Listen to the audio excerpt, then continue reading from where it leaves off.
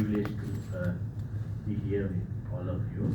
And then let me thank the ADPC, the government of Thailand, and Curtin University and the government of Australia for putting up your efforts. Thank you.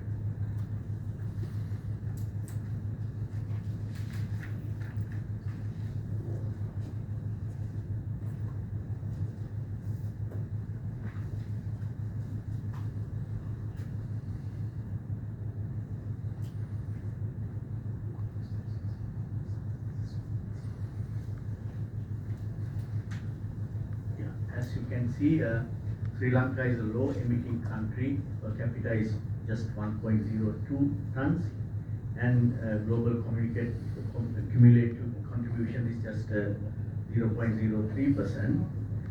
But the last is the most important, one of the highly vulnerable countries, and Sri Lanka was categorized under the German watch 3 years consecutively as one of the most vulnerable countries among top 10. So actually, of course, we are working on this emission reduction, but the vulnerability it should be the forte, in our case and in case of many other countries.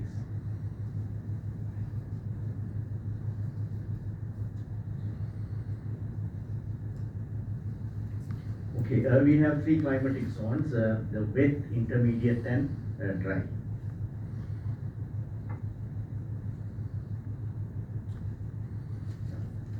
Now this is projections, under moderate emission scenario and high emission scenario. You can see this blue, that's how the wet area, the zone getting wetter. That's up until 2090, and how the dry zone becoming further dry. The NDCs, of course, we submitted to UNFCCC in 2021. Of course, we put up a lot of efforts, and all the sectors participated over 1.5 years in this. The NDC, the mitigation sectors, the adaptation and loss and damage. If I draw your attention to the last row overall, we aim at 14.5 reduction, 5% reduction of emissions by 2030. Our main sectors are power and waste. As you could see, the targeted sectors, but we have a black sheep, in transport. You can see our reduction targets are still low, simply because we have not taken the decisive actions on transport, but otherwise it's the main culprit, emitting about 60% of total emissions. The status on NDCs, the negatives, we started slowly. There was a slow start to NDC with COVID and other the reasons, and of course, about the current the economic crisis in Sri Lanka. Of course, there are many negatives, but of course there are some positives. When you talk of current economic crisis, the positives overall. Subsidy removal on fuel, because fuel was subsidized heavily, and we no more subsidized almost. So therefore the price has gone up, and so there's a great tendency to move away from fossil fuel, and the electricity and water the prices have gone up. So therefore, we aim at resource efficiency more than ever. Then of course, as a result, significant reduction of electricity and fuel consumption by the individual families as well as institutions. Then the rapid uptake of digitalization. because if we can see last few years, the Sri Lanka is taking many measures for automation, digitalization.